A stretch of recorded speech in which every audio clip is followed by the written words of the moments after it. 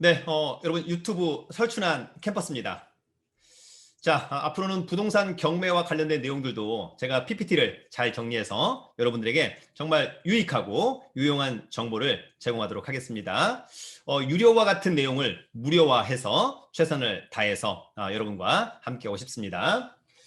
부동산 경매 기회가 된다면 뭐 저의 부동산 경매 처음 공부 이런 책을 최소한 2번 정도만 정독을 해준다면 또 상당한 탄력을 받을 수 있지 않을까 이런 생각이 들고요. 이후에는 여러분 실전 직접 경험해 봐야 된다고 하는 점 여러분 꼭 유념해 주시길 바라겠습니다. 기회가 된다면 제가 운영하는 네이버 카페 설춘한 캠퍼스에서도 많은 참여와 성원을 부탁드리겠습니다.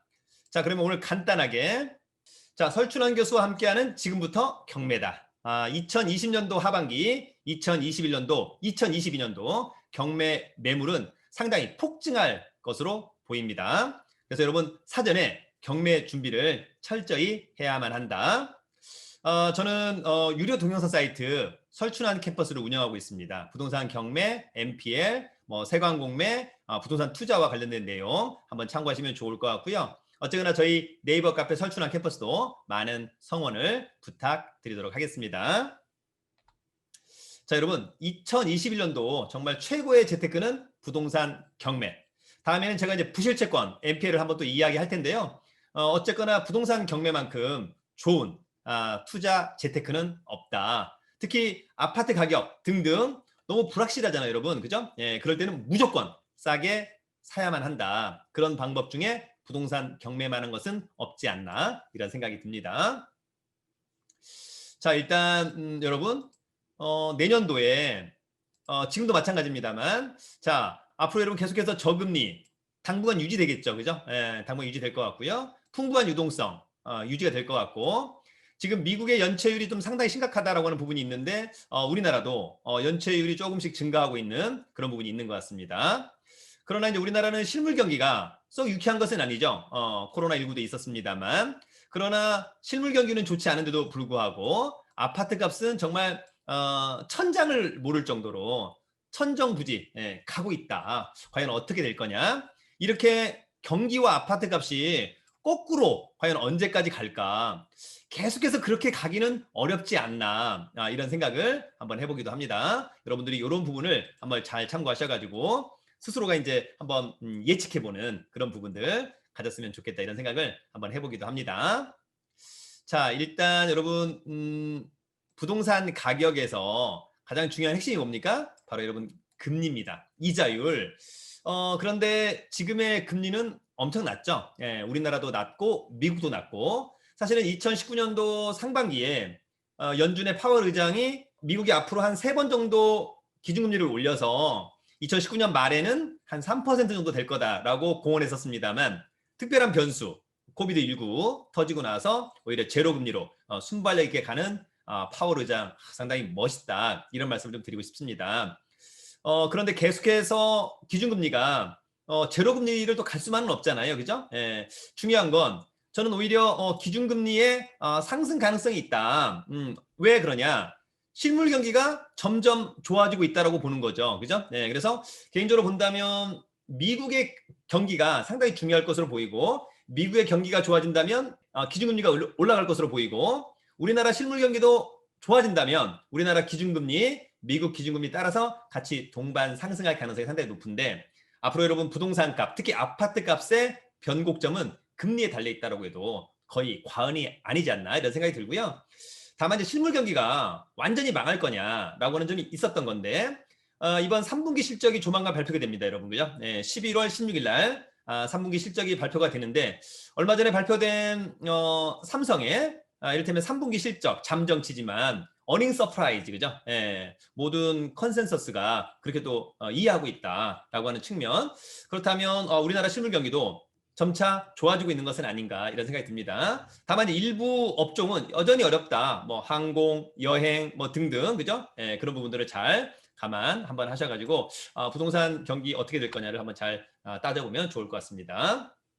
자, 오늘은 이런 부분에 대해서 우리가 좀 제대로 알았으면 좋겠다라고 하는 부분을 한번 여러분 가지고 왔습니다. 자, 어떤 부분일까?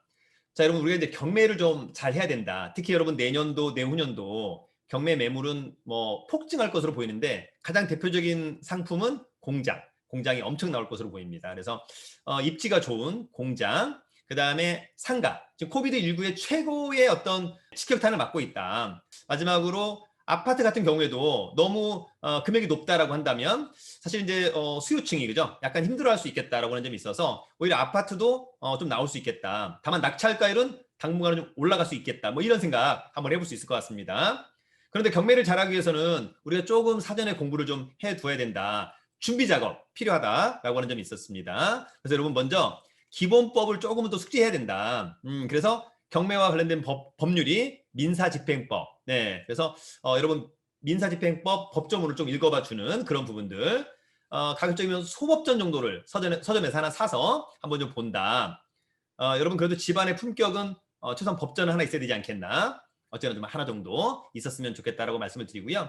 그 다음에 이제 민법을 조금은 공부해야 된다. 왜냐하면 용어가 그렇게 나오는 거거든요. 뭐 전세권이 뭐다, 뭐 근저당권이 뭐다, 유치권은 뭐다. 그런 내용을 좀 이해를 해야 되는 거니까. 그래서 민법 조금 공부해주면 좋을 것 같고, 우리가 이제 주거용 부동산, 아파트, 빌라 이런 거 할 때는 주택임대차 보호법 또 조금 알아야 될 것 같고, 왜냐하면 뭐 대항력, 우선면제권, 또 선순위냐 후순위냐 따질 때 좀 중요할 것 같고요.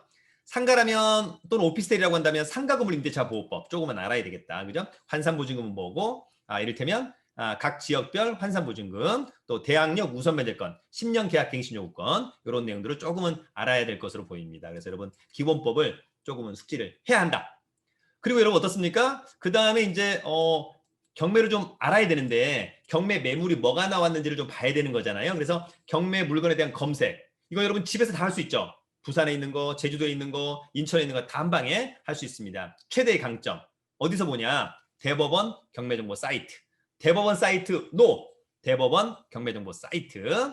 그런데 여러분 이 대법원 경매정보 사이트는 공신력은 최고. 그러나 물건 하나하나에 대한 디테일이 좀 투박하다. 그래서 이런 부동산 태인과 같은 유료 경매 정보 사이트가 있다. 뭐 그래서 투자를 나는 좀 하고 싶다.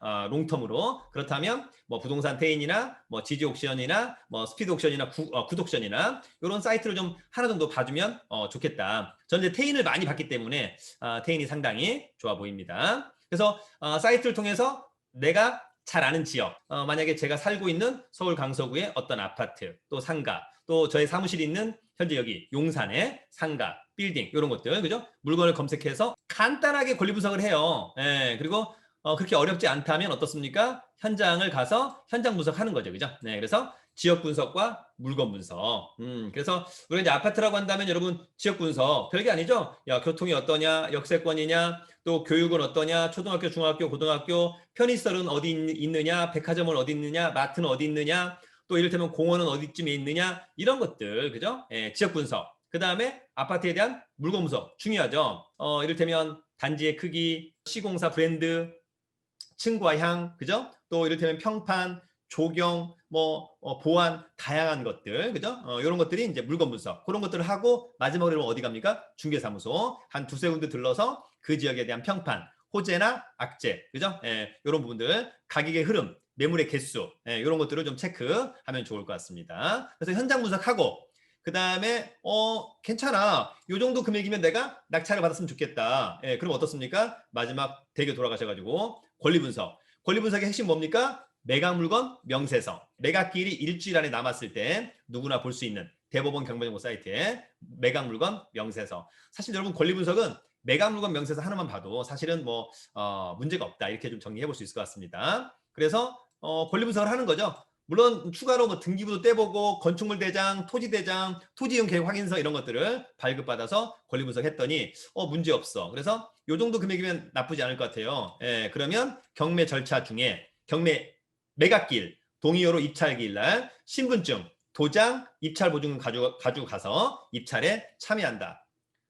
떨어지면 폐찰, 1등하면 낙찰. 제가 받는 거죠. 예, 그래서 낙찰 받고 낙찰 받는 날 일주일 지나면 매각 결정기일 날 통상 매각이 허가될 것 같고 그로부터 또 일주일 이의할 수 있는 시간 즉시 항고 특별히 없다면 그 다음날 확정. 예, 그래서 확정이 되면 잔대금을 납부할 수 있는 거죠. 경매는 잔대금을 납부하는 순간 소유권을 취득한다. 등기하지 않아도 이런 내용 간단히 알아두시면 좋을 것 같고, 자, 낙찰받고 돈 내고 또는 돈 내기 전에 점유자를 만날 수 있겠죠. 네, 그래서 아파트의 임차인 또는 아파트의 소유자, 단독주택의 소유자, 빌라의 소유자, 또 오피스텔의 임차인 만나서 어떻게 할 거냐. 네, 그러면 이사비와 이사기간 줘서 명도협상, 명도협상이 될 수도 있고 안 될 수도 있고, 됐다면 명도합의서 작성.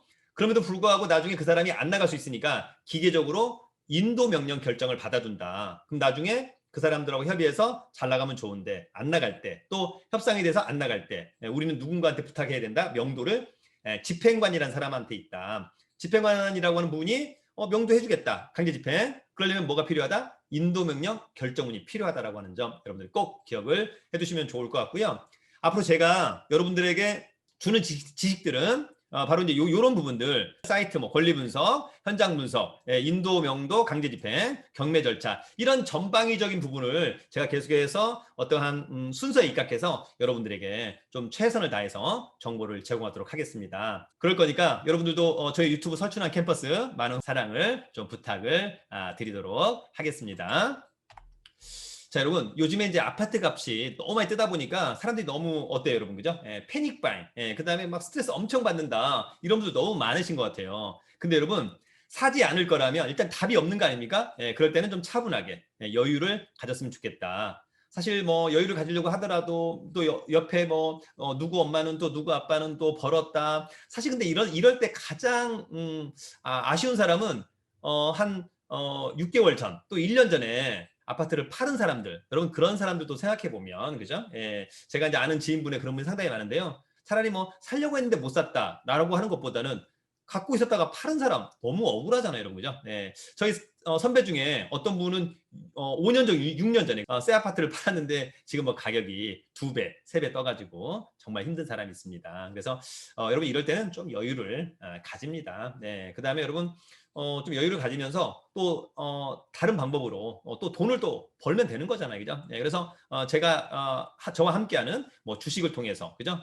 또는 다른 재테크, MPL, 세경매 다양한 방법이 있습니다, 여러분, 그죠? 그래서 사실은 돈 많이 번 사람들 부러워할 필요 없습니다, 그죠? 또 벌면 되는 거 아닙니까? 그래서 여유를 가졌으면 좋겠다. 다만 이제 이번 정부한테 꼭 하나 부탁하고 싶은 것은 대출 규제를 좀 풀어줘라. 그래서 누구나가 쉽게 집을 살 수 있게끔 해줘라. 신용도만 있다라고 한다면, 그죠? 제가 한 2, 3년 전부터 김포가 좋다. 그래서 저희 이제 수강생들이 김포에 아파트를 사가지고 최근에 문자 메시지 전화 엄청 많이 왔습니다. 그죠? 교수님 감사하다. 특히 최근 6개월 전에 사신 분들 너무 감사하다, 그죠? 왜냐하면 가격이 엄청 떴거든요.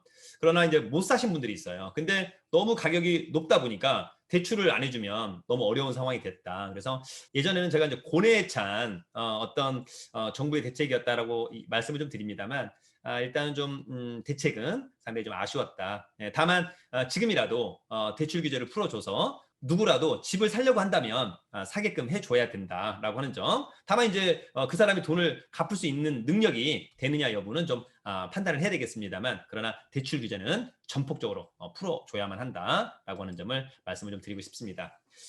자, 여러분, 오늘은 부동산 경매의 전성시대가 온다. 사전에 꼭 준비하자. 그래서 어떤 내용들을 사전에 꼭 알고 있자라고 하는 점 여러분들에게 말씀을 좀 드렸고요.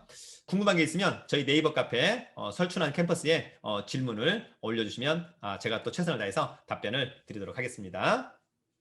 자, 여러분, 앞으로 이제 부동산 경매 전성시대가 다가온다. 여러분들도 사전에 준비를 철저히 해주시면 좋을 것 같습니다. 2021년도, 2022년도 부동산 경매를 통해서 여러분들에게 더욱 성공하는 어떤 수익 날 수 있도록 제가 또 여러분들에게 많은 응원을 보내드리도록 하겠습니다. 앞으로도 여러분 많은 정보와 많은 지식을 함께 공유하면서 전달하는 그런 시간을 갖도록 하겠습니다. 여러분, 정말 돈 버는 방법이 다양한 나라 대한민국, 돈 많고 실력 있으면 살기 좋은 나라 대한민국. 여러분 유튜브 설춘한 캠퍼스와 함께 하세요. 어디라고요? 설춘한 캠퍼스. 여러분 설춘한 캠퍼스 파이팅!